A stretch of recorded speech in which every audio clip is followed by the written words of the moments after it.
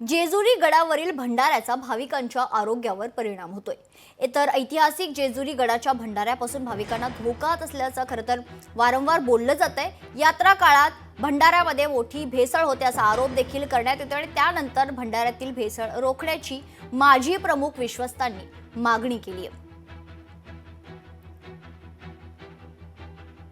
हळदीच्या रंगामुळे, सोन पिवळ्या रंगामुळेच या जेजुरी नगरीला सोन्याची जेजुरी असं संबोधलं जातं।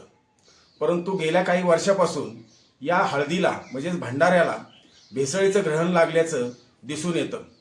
अनेक वर्षांपासून इथले ग्रामस्थ, खांदेकरी, मानकरी, पुजारी वर्ग वारंवार बैठकांमध्ये सरकारला, प्रशासनाला आवाहन करतायत की भेसळयुक्त भंडाऱ्यावर कारवाई करा किंवा भेसळयुक्त भंडाऱ्याची विक्री थांबवा।